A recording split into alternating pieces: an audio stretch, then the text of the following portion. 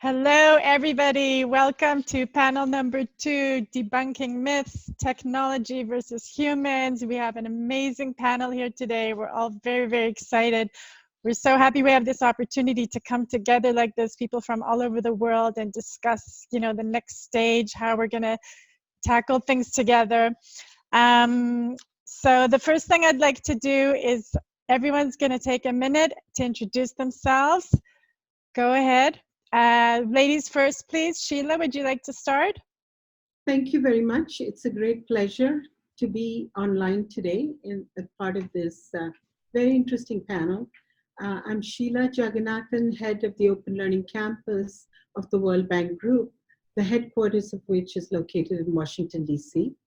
I serve as the organization's focal point on digital learning and really at the intersection of technology and education capacity building in emerging countries. I provide policy advice and technical assistance to World Bank clients, building both programs, working with both governments and training institutions in East Asia, China, Middle East, North Africa, and South Asia. Talking about my interests and passion, current areas of interest include corporate training management, diversity and inclusion, organizational development, as well as tools like MOOCs, experiential pedagogy, hybrid learning strategy, of course, virtual and mixed reality and immersive learning. And I have actually a long experience. Sometimes people think AI in education just started, but I actually worked in this area about 35 years ago as an intern with Seymour Papert on logo and education. So that dates me, but I wanted to mention that it's been an interesting path where I've followed the intersection of technology and learning. Thank you. Cecile? Yes, my name is Cecile Alper-Leroux, and I am fortunate enough to work for a software company that puts people first, and it's something that is much more than just a tagline. We think about how we interact with our customers, the kinds of solutions that we create, and we're always thinking about how we can put people above the technology, which may sound a little bit odd for a technology company. But what I'm passionate about, because again, oddly enough, I started out as an economic anthropologist, and so how I landed in technology is an odd, but I don't know, maybe an interesting story for another time. I'm most passionate, though, about today, how can we create workplaces that are free of inequities? Equity at work, in particular, expanding the viewpoint and our understanding of neurodiversity and ensuring that we aren't putting the pressure on people who are neurodiverse to make themselves acceptable, but actually create workplaces that naturally are far more accepting of difference. So that's something that I'm really, really passionate about right now, and I'm extremely excited about this particular conversation because I think that the myths are doing far more damage than good, and there's a lot of really, really positive things that that we should be focused on today. So thank you so much for having me. And she sounds totally American, but she was born in France, right? Right. She told me yesterday.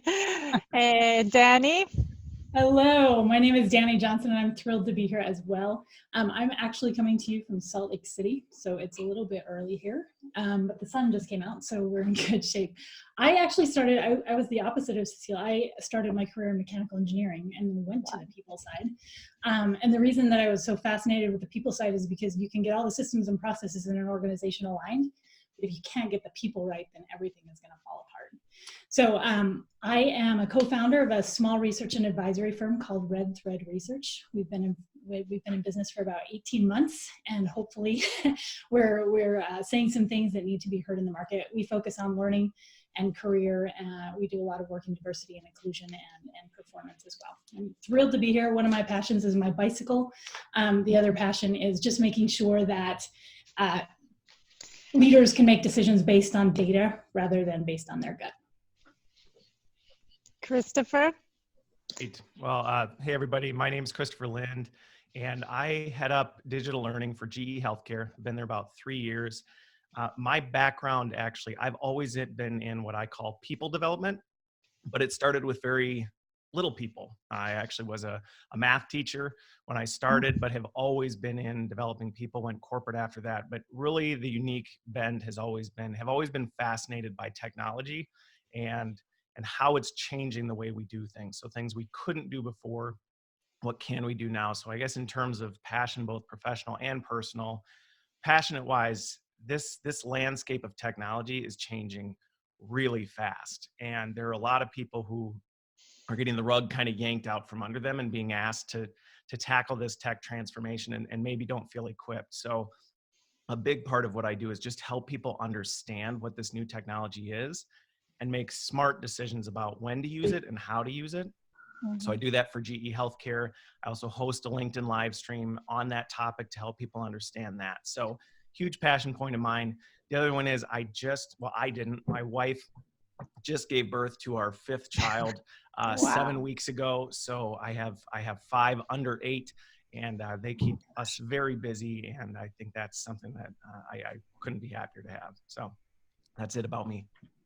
Amazing, amazing. I just want to start off, I want to set a mood here that we have like a really, heartful conversation, not just about facts and data, really very human conversation. I'm quoting from our friend Cecile Pierre's latest on Forbes, A Human Way of Business, Organizational Behaviors Necessary to Redefine Leadership. That's the title. She wrote, "While we are undoubtedly more interconnected than ever, the work of leaders is to transform this technological interconnectedness into truly transformative social and emotional connections." And I just love the way she put that. I think it's such an important statement. That's exactly the things I'd like us to talk about. And Cecile is going to introduce us to the whole topic of the theme of this conversation, which is debunking the myths. Cecile, please go ahead. Thank you so much. So it was a really great conversation that we had yesterday. And one of the things that strikes me is that we have these myths sort of floating around. And these are certainly not, this is not an exhaustive list by any means, but the first thing that we hear about all the time, and I think this will really, I know you'll each have a different take on this. And so it'll be great to hear that. But the first one is that the 4th Industrial Revolution means that machines are going to replace humans. So we hear that all the time. I was actually standing in line not too long ago waiting for coffee, and someone said, "Yep, my job's being replaced by a robot." And I thought to myself, and then I actually said, I said, you know what? I don't know if it's your job that's being replaced or the robots that's taking your job actually, but there are humans that are making decisions about your job actually. And so that's one of the myths I think that we have to sort of grapple with. And the second one is that machines will do everything better than us in 15 years. Now that was famously said by our friend Elon Musk, that machines and robots will do everything better than us in 15 years. And I simply don't think that that's true. But I do think that every job is going to change in the coming years. Every job in one form or another. You can look at statistics from a number of different places, different studies that will say, hey, you know what? 50% of what you do today will be done by machines in the next 4 to 5 years. So with that, So I want to see how you want to kick it off from there. But those are sort of 2 myths that I think we really need to address in this conversation. Does anybody want to comment on any of that? I can jump in just because you kind of did a teaser on this and we commented a little bit back and forth. And I think they're valid myths that we do have to kind of address, but I think we have to address them carefully because sometimes when we talk about this, robots are going to replace humans or they're taking away my job. Going back to that whole connection of human things, I think it is important to address the reality that there are things about your job machines are going to replace. And pretending it's not or saying your job will stay the way it is forever, it's really not fair to employees because it's not. That's not truth. And I think we have to acknowledge that. I think the risk is if we don't take the time to deconstruct what jobs are and understand what work is actually being done, that's where those bad decisions that the person you heard in the coffee shop, it said, oh, my job's being replaced by a robot. Well, somebody didn't understand what your job was. They looked at it, they said that could be done by a machine, when really maybe 30–40% of that really truly did need a human, but because they didn't really know what happened, they made a quick decision. So I think that's where, as we go through this, we have to better understand the technology and understand how that works and understand the work, so we understand where things go. So that's kind of my take on it. And I think, Let me chime in briefly here. Yeah. I think while agreeing with all the other panelists, I think we also are going to see some landmark changes in the way human beings learn.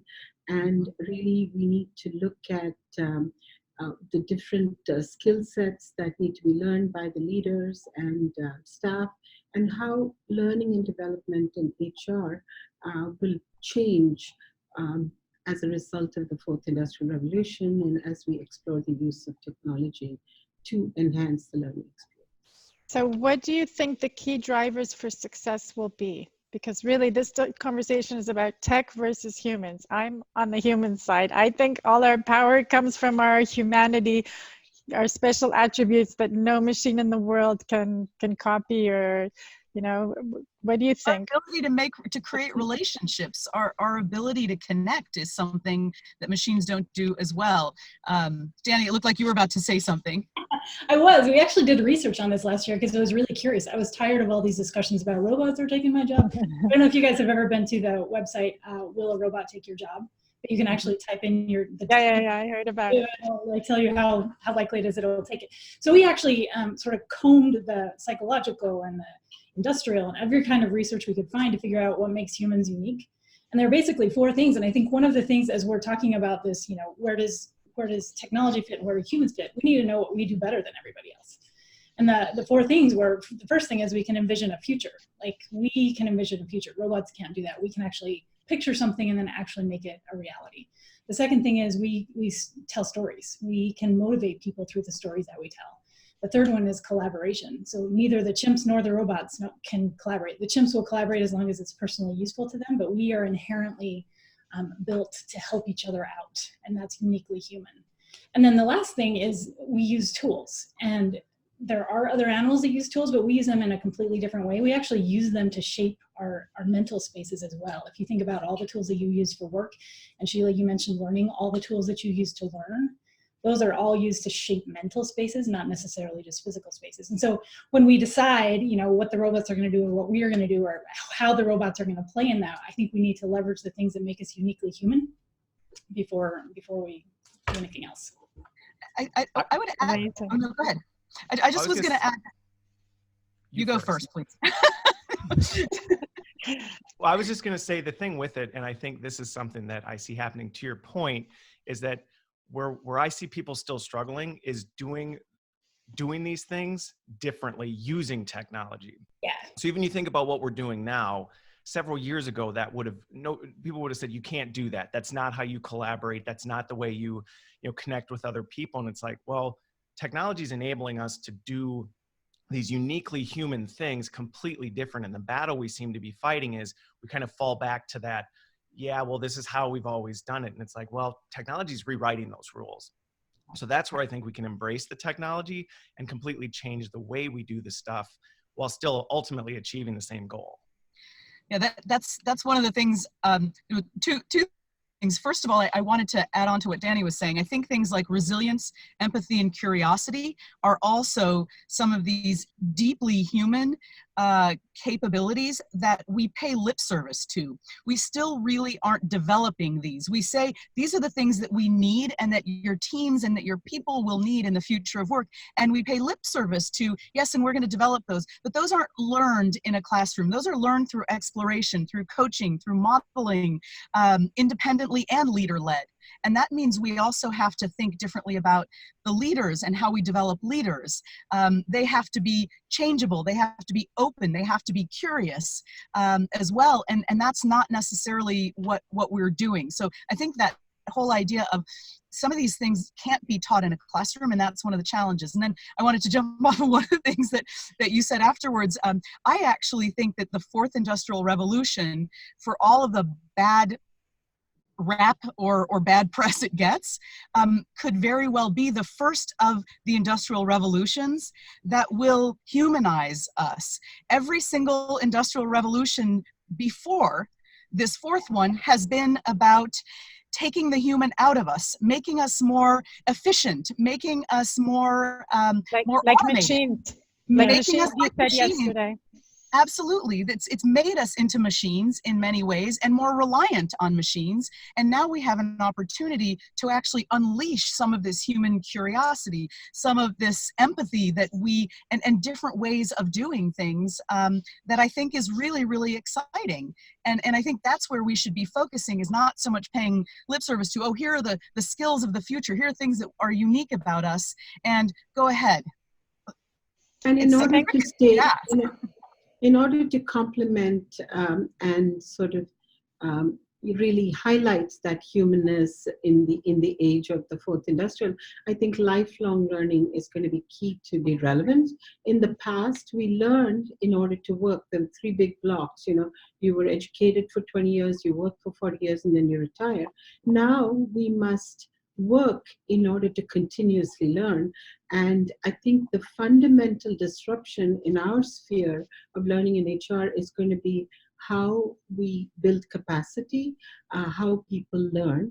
And really, I was at the Microsoft Leaders Conference recently, and what a lot of organizations already in the Silicon Valley are hiring are not the skills in software or what have you, but really the 4 C's, as they call it: the critical thinking, the creativity, the collaboration, and the communication. And this is what, while the machines take over the routine tasks, the human leadership is going to be leveraged by these competencies, which I think if we were to build skills for the fourth industrial, these are the areas that we should be focusing on.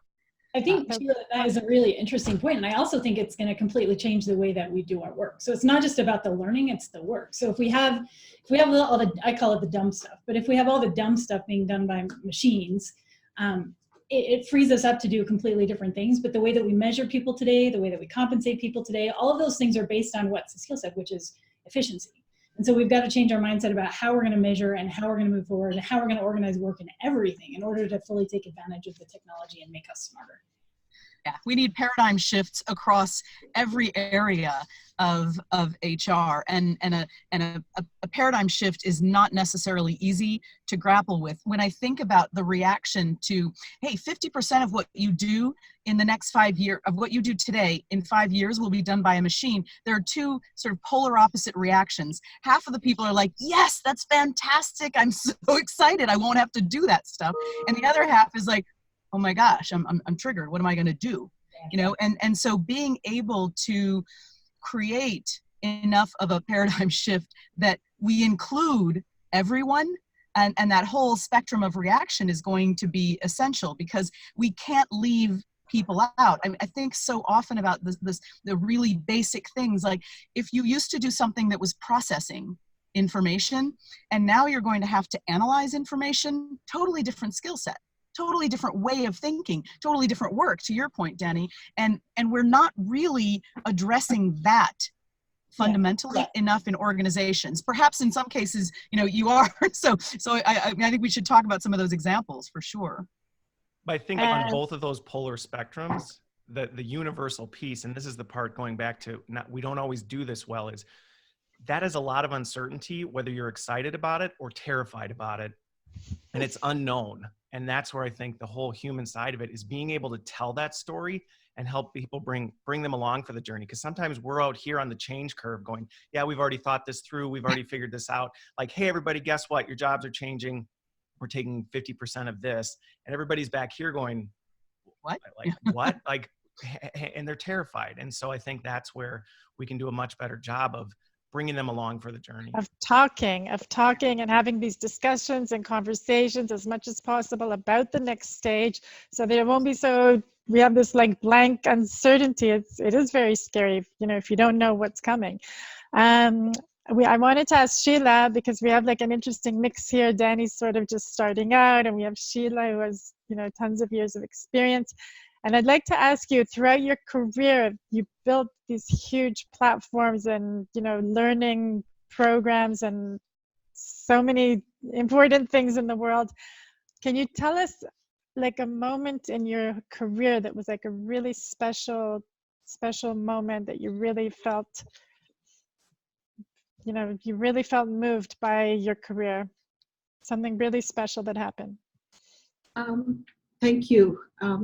I think one of the defining, I mean, since I'm passionate about this area, every day is highly motivating to wake up and do what I do. So, and we've constantly evolved in the stages of my career. But if you ask me for a defining moment, a milestone, I'd like to say that it was the moment when the previous president of the World Bank, in order to address the challenges of fragmentation around the World Bank Group, you know, we have 100 country offices and 20,000 staff distributed in 100 country offices. And then we have our clients, which comprises of government officials, policymakers, practitioners, as well as academia and NGO and private sector in every major country in the world.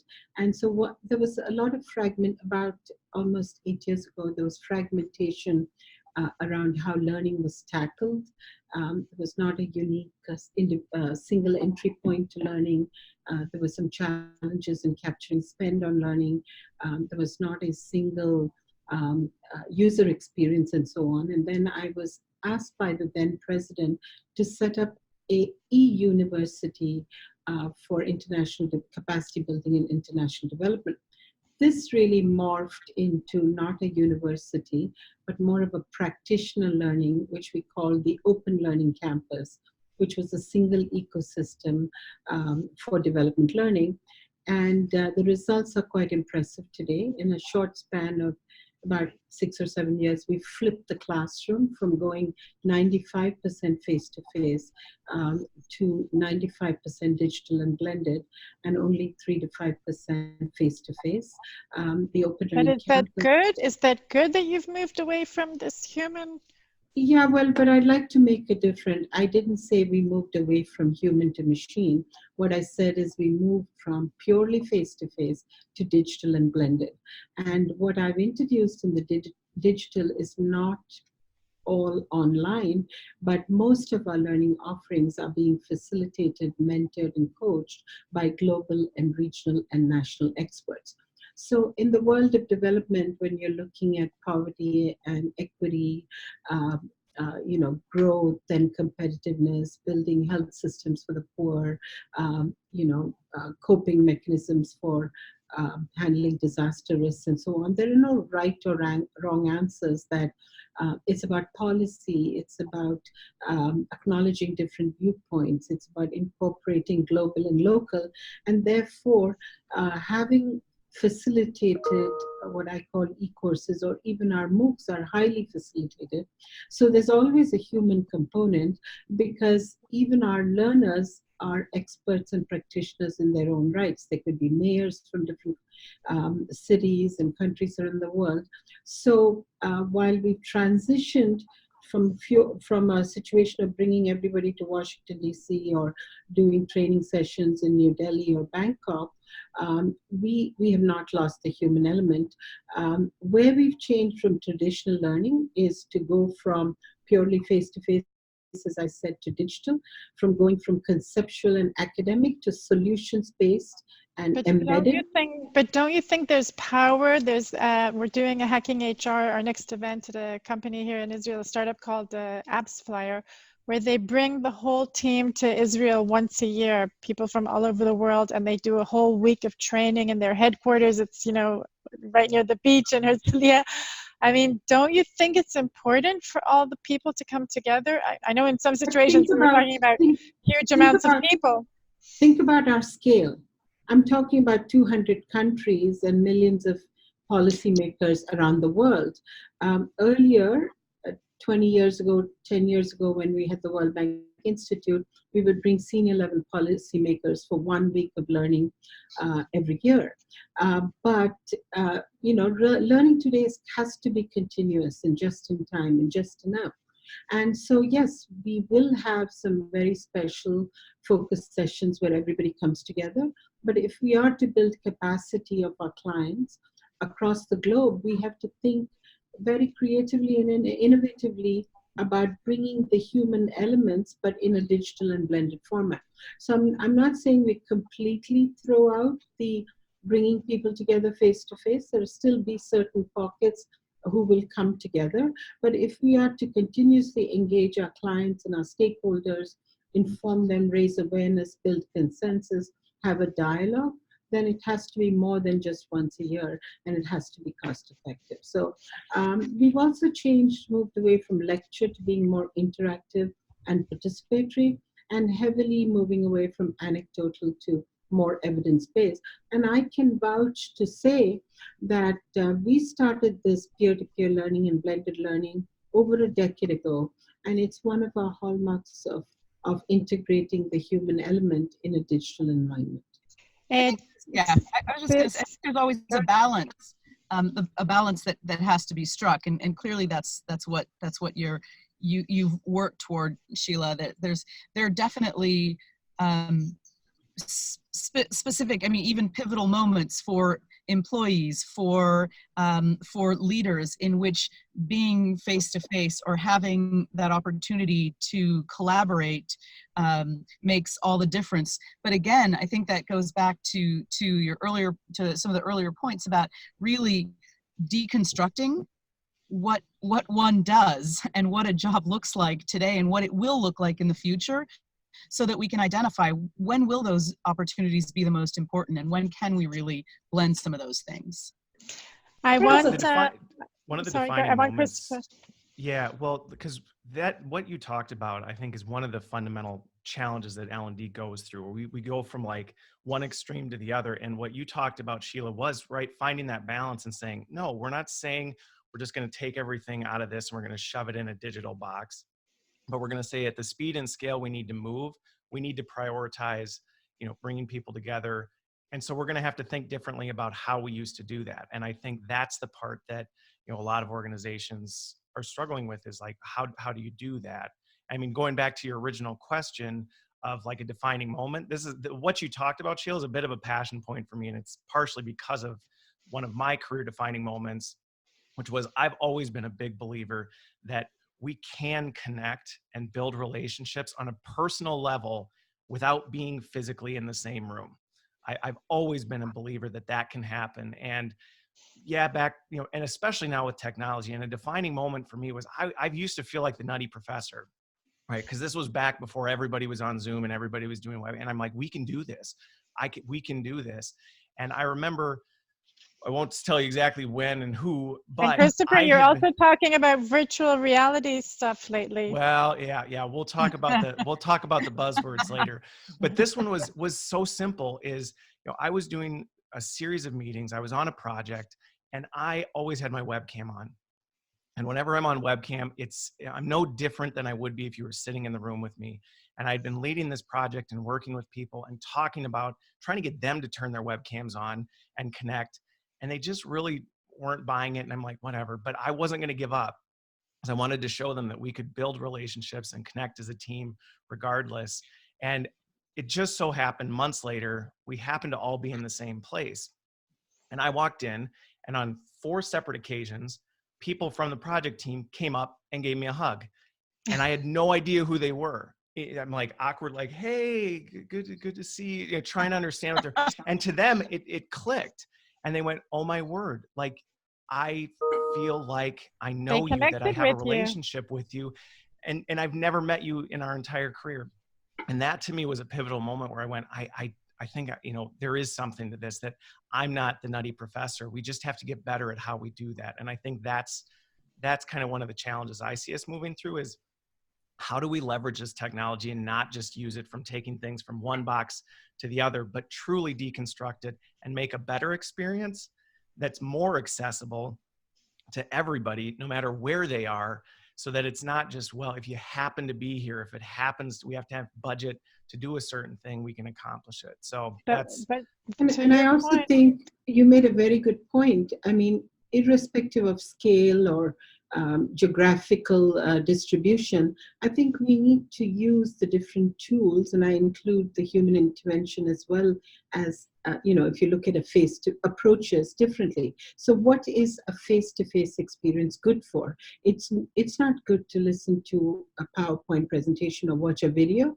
It's good to have an exchange, a rich conversation. It's good to have problem-solving conversation, to get feedback, and so on. Let's move some of the other things that we can do at our own time and pace, which to a non-face-to-face environment, and let's use face-to-face for what it's good at. And I think, again, as you said, we need to separate,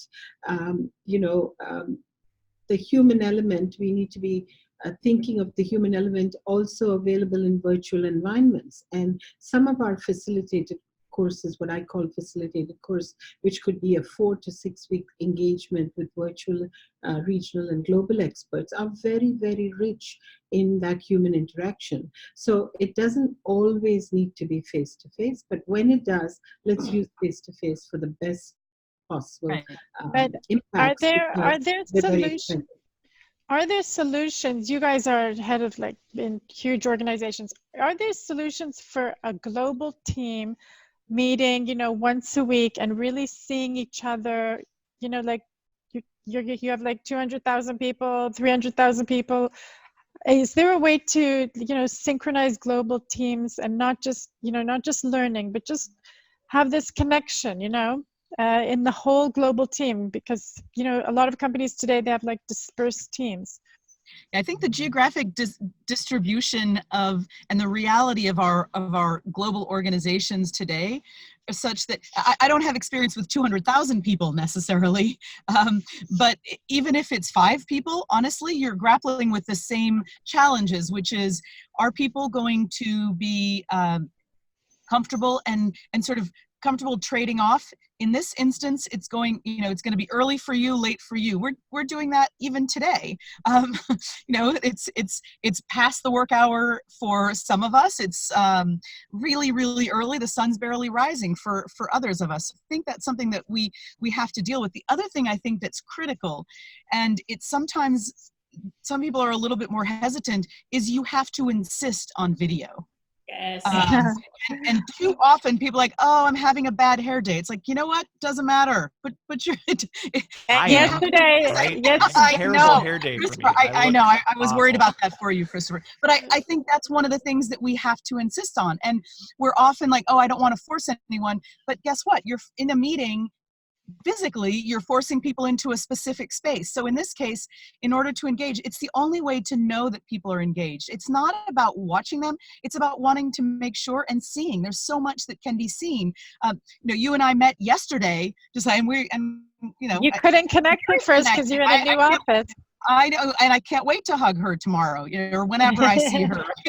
But I think you have to insist on some of those things, and you also have to balance the responsibility. And this is where I think openness and leadership come into play. If you have a leader that allows for, it's not always the leader's time. It's got to be a balance. And that's where trust comes from, is when we say, in this case, it's going to be harder for some and easier for others. And you balance that. But that's actually where global leadership comes into play in this more complicated distributed world. But think of the incredible benefits also. We've never in the world had no barrier, no geographic barrier to being able to collaborate in a very human way together. And that richness is something I think we've all touched on that's really, really exciting. So two things. One, to answer your question in terms of does this tech exist, right? I spend so much of my time just exploring what's out. The answer is, if you want to do it, technology can enable it. So there is no like, oh, well, there's not a tool out there that can do that, other than maybe like sense, you know, I can't smell what's going on in the room, which sometimes may be a better thing. So the answer is yes, there's technology that can enable all of that. I think that's the part that, you know, we just continue to have to navigate is how do we do that? Well, I think the other thing that's maybe a little bit more provocative when we talk about the shift to your question of, well, but, you know, can we do this well digitally? I think there's a fundamental myth that we do it really well when we are in person, right? We just kind of go, well, we're here, so we must be collaborating well. And if anything, I think sometimes we aren't as intentional because we don't have to be. Oh, I'm the leader and I'm in the office and everybody can see me, so I'm present, I'm connecting and collaborating. Where in the digital space, it actually almost exposes your flaws more. You thought you were a really good communicator, you thought you were a really good collaborator. All of a sudden those people aren't in the room and you realize, like, I don't even talk to my people. Well, maybe you didn't before either. You just happened to bump into them in the hall, and so you felt better about how you were as a communicator and collaborator. And I think that's a myth that you kind of have to take a hard look in the mirror before you say, well, I don't think technology can do it as well. Awkward silences in a virtual experience like this are way worse than in person, I gotta say. I wanted to add one important dimension on the question. I don't think you would ever want to bring 200,000 people together in a No. single meeting. The important thing to bear in mind here is and my forte is not to talk about meetings, but more on learning. But in any event, the important thing is to distinguish your objectives, right? And as you said, rightly said, there are plenty of tools available. What's the pedagogy behind it? What's the approach? And I think if you're talking about broad awareness raising, that's fine. It's just a one-way dissemination and the plenty of tools. But if you're talking about very closely interactive and participatory sessions, then you have to keep it into small groups, facilitated by a ratio of about 20 to 25 participants with one expert facilitator, because that's the only way you can get the richness of the But sometimes you can just connect for the sake of connection, sort of like we're doing right now, and not to learn something and not to have a meeting or. I'm calling that an awareness raising. That's what I mentioned in my first point. If you're awareness what? Awareness raising. So if your goal is to impart one-way information or a chat between experts, that's fine.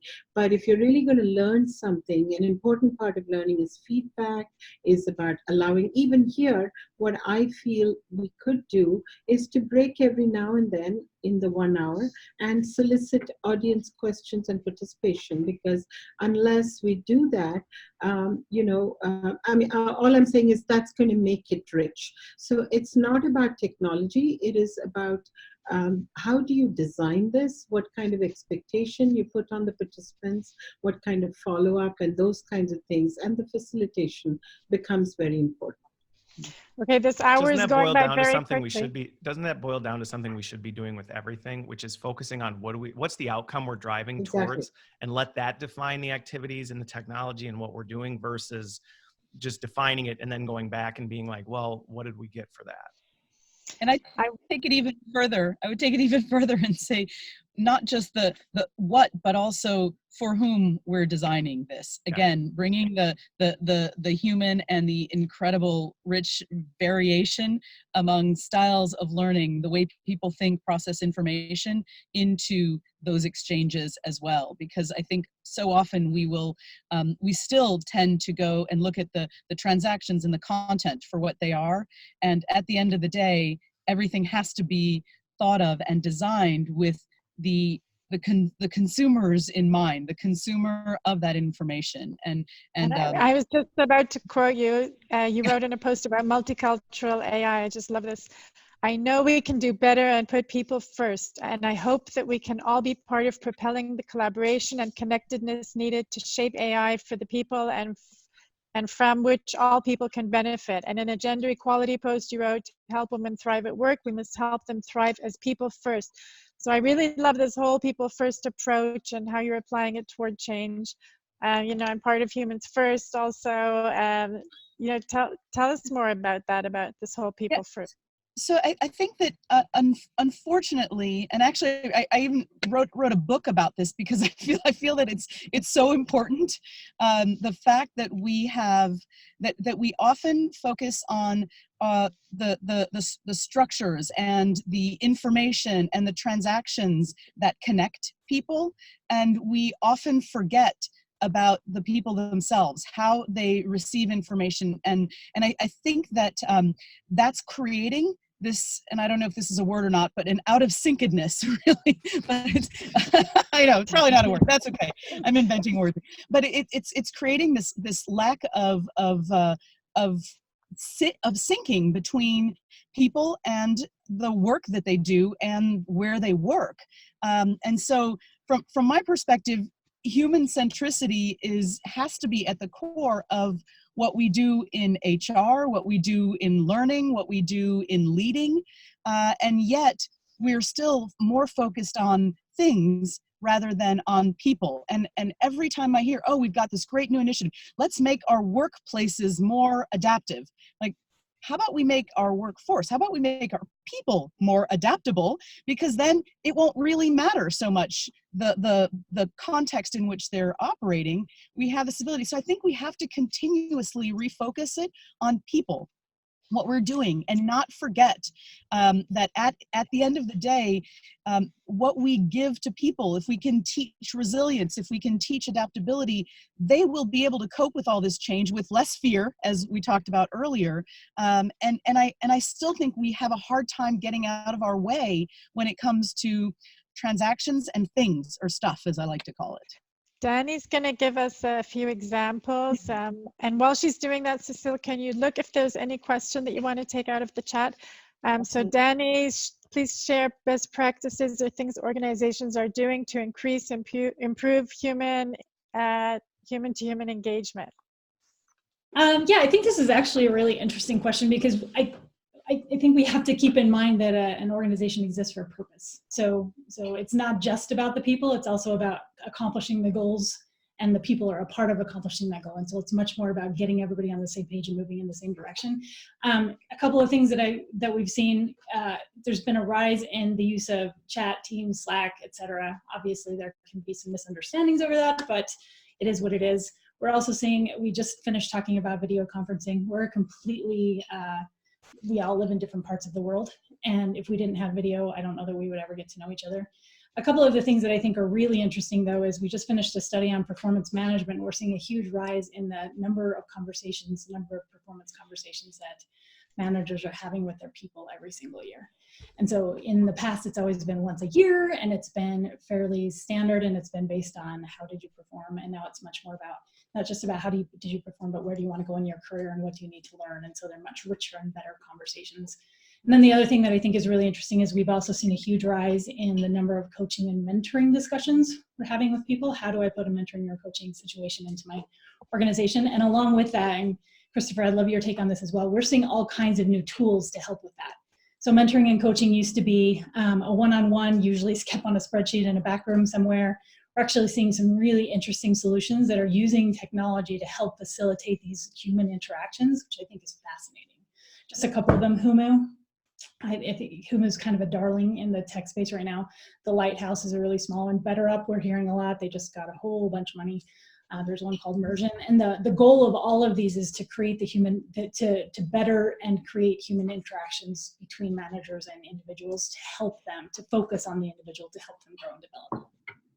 So now we need technology to help humans connect. I don't know that we need it, but I do think, I think we've always assumed that we've done it the best way possible, like the old way is the best way, and I don't think that's necessarily true.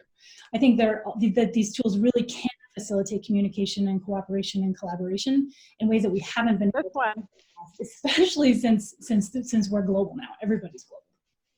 Christopher, what did you want to say? I was just going to say, what she hit on is just it's not that what we did before was bad. It's what we did based on the limitations. We can only be in one place at one time. So as organizations grew, as we went more global, it just became more and more difficult. And that's where technology is almost augmenting us to be superpowers and be able to do things that we couldn't do. It's not that what we did before was wrong. It's just we did the best we could with what we have. And now technology is just rewriting those rules.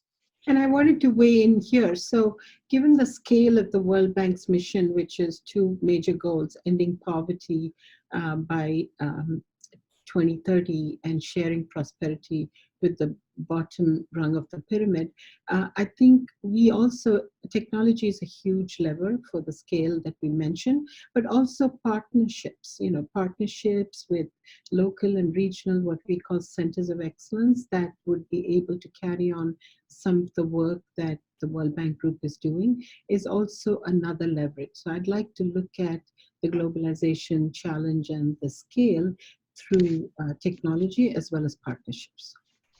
Christopher, we're running out of time, so give us a bit of a pump up with like all the latest virtual reality, AI, hit us.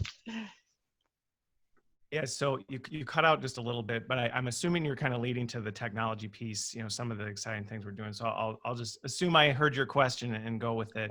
But going back to really what we've been talking about, right? And looking at, it's not the, and this is, I think sometimes we almost hold ourselves back because we get into this war about, which is better, instead of saying, look, let's look at what we're trying to do and what's the best way to do it. And that's what I call reimagining it. And so, with one of the things that we've looked at, the way we learn is consistent. That's not changing even with technology. The way we accomplish it may be changing. And that was one of the things that, here we were looking at, hey, we in L&D too often focus on content. What's the way we can get people more content? What's the way we can distribute it more effectively, get it out faster, make it more relevant? Where there's still a huge opportunity is, how do we use technology to give people experiences? How do we allow them to try things and practice and reflect and learn and do that? Because that's where the learning happens, not the content's bad. I saw you talking about experience platforms in your live stream. Right. And so, one of the things you mentioned at Dani's immersion, and one of the things that, we were looking at is, okay, for a large global distributed workforce, it's not that there was anything wrong with the days where we pulled them together. It's just we can't do it anymore. We're too big. It's too expensive. But how do we not sacrifice on the quality of that experience? And I think some of these emerging technologies are trying to do it, but computers just aren't there. There is something unique about a person. And so when I was looking at tools to say, how do we create unique experiences for people where they are and give them a chance to do it and learn, right? That's where we ended up partnering with Mersions, the company, to say, hey, let's create these micro experiences where we can put people in an environment. We can basically eliminate a lot of the challenges that we had. One, it's scalable, it's reachable, it's smaller, but two, when we talk about role play, I don't know about you, but most people, and myself included, when I'm role playing with a colleague, it's not the same thing, because I'm like, well, this is Bill, and I don't really want to be transparent because Bill works next to me. So I'm just going to kind of go through this. And what this allowed us to do was use technology to augment that human on the other end, so they really could have a safe environment to learn and practice. And that's where, as you look at some of these technologies, you really have to look at, what is it you're trying to do? The human piece is huge. Like, what is that? What type of emotion are we trying to create? One of the big things that I focused on as we were moving this technology is know, do, but also feel, because that's a part that gets overlooked. How do we want people to feel as they're experiencing this? And so how are we going to motivate? How are we going to motivate people? Right. We want to motivate them. We want to build confidence. We want, things like that we can overlook. So again, that's a very high hit on that, but that's something we're doing. So Christopher, I don't know if you guys understand what Immersion is, but it's basically an AI platform that reads facial expressions, and then there's a person that sort of sits behind the avatar to respond to you. And they briefed me, and the way that they briefed me is they got on the phone and then they threw me into this situation. And it was so radically different than anything that I had seen as far as AI and stuff, because the person on the back end could read my facial expressions and respond to them. So at one point I had a little scowl on my face, and the person on the back end is like, it looks like you're puzzled. Would you like to talk a little bit about that? And so they were calling me on my crap at the same time I was going through this exercise. And so that feeling part really came through. And I think that's the type of human stuff that technology can do that we may not be getting today. Right. And I think that for us, the promise of VR is more like a flight simulator for complex and procedural tasks. So we're using a lot of 360 videos, which in itself adds the richness and the three-dimensional. But now we're exploring VR for more sensitive topics like, understanding, guarding against biases against LGBT, understanding how to build empathy, and also the important point is, practicing in a high-pressured, practicing high-pressured situation and making mistakes without consequences. That's an important contribution to VR. So where we are using it is to really simulate complex workplace situations, like how do you deal with difficult clients? How do you conduct job interviews without bias or discrimination? How do you simulate disaster recovery so that people advising on them can actually look and see how this can be adapted to risky environments? Or even simple virtual tours, since most of our work is global, just having a field trip or a site visit that's virtual helps. So we're at the beginning stages of VR, but in addition, you talked about personalized learning, and I think for us, personalized learning is really understanding where an individual learner is at their skill and knowledge, and presenting the modules in terms of the case studies, the exercises based on where they are. So again, it's not eliminating human, but it's also moving away from a one-size-fits-all to making learning more adaptive to where I'm at in terms of thinking and learning about something. Cecile, you wanted to say something? I was just going to add that I think without a doubt the ability to teach empathy is a huge area of promise for virtual reality technology, in particular in the area of diversity, equity, and inclusion. And putting people virtually in someone else's shoes has shown some great promise. I think one of the other really interesting capabilities is in amplifying or augmenting what an individual can do. So augmented reality, to be able to extend an individual who cannot do certain things. We think about, and I don't want to sort of put a damper on some of this, but the reality is we have a labor shortage on a global level that is going to continue to become a bigger and bigger problem. And when we think about that, we have to tap into other sources of labor. We have to tap into disabled communities that are notoriously underrepresented and underemployed and or even unemployed. And I think about 80% of college graduates who are on the autism spectrum who are unemployed, and that's unfathomable that they are unemployed in that case. And some of it is like, how can I learn to do a better job, or at least read people when that's not something that I'm good at during an interview? If you have an awkward interview, you're not going to get a job, no matter how desperately people want you. And so it's actually being able to augment what individuals can do to level the playing field. That to me is a huge, huge opportunity where technology is not going to replace, but truly augment or amplify, help us scale, and also amplify some of the things that we can do. So beautiful, beautiful. We're running out of time. I'd like final thoughts and final thoughts, how people can reach you. I'm personally really concerned with, I think we need to educate people more about human nature, about, how humans really, how we develop, how our ego works, so we can understand how that's developing, and we can create, programs around that, and not just filling ourselves with knowledge. We really need to fix our, human to human connections, relationships. We need to strengthen it. There's a lot of things going on in the world, all kinds of forces at work, and we need to really focus on keeping people connected and keeping, that warm connection. We need to really work at it all the time. That's why I was talking about, what global systems do you have for connecting everyone and things like that.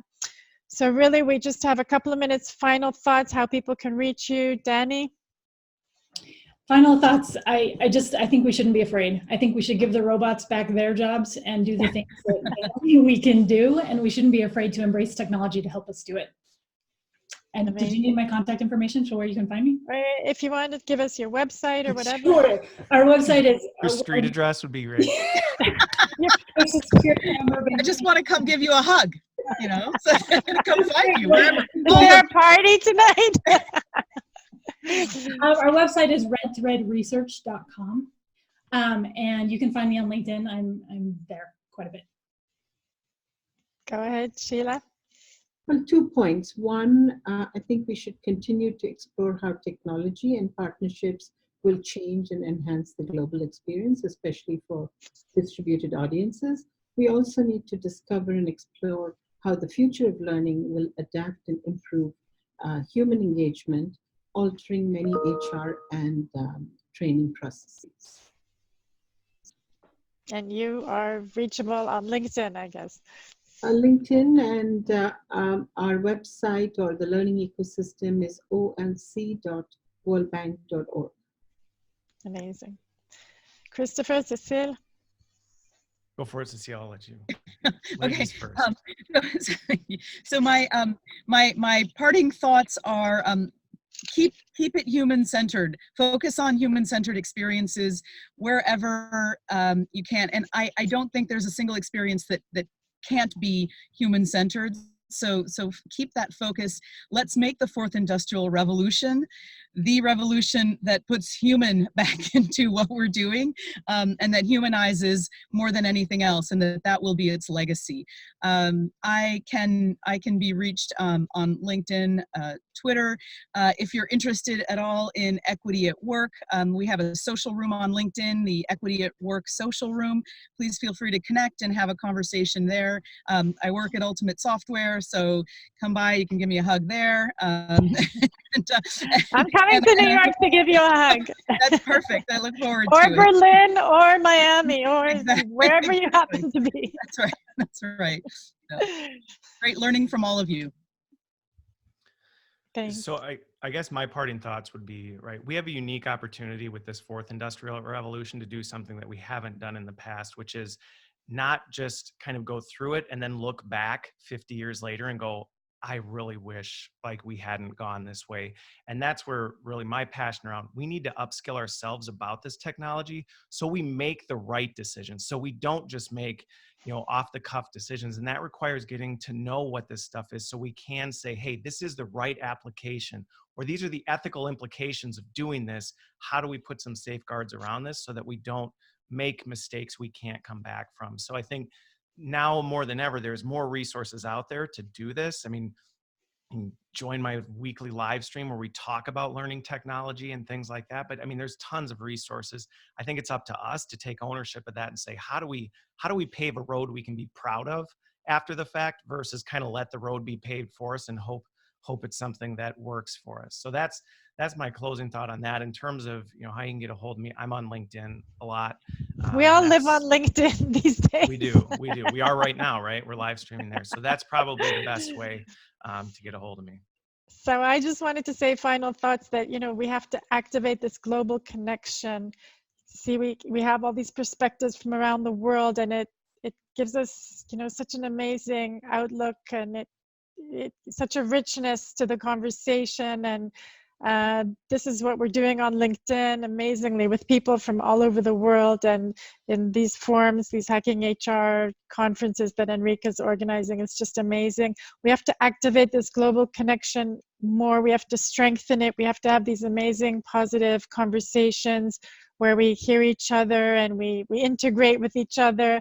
And it's just amazing. And thank you all so much for joining. The next panel is getting the global workforce ready for the future of work. We're going to have an amazing day of panels. Thank you so much for joining us, and we'll see you next time. Thanks a lot.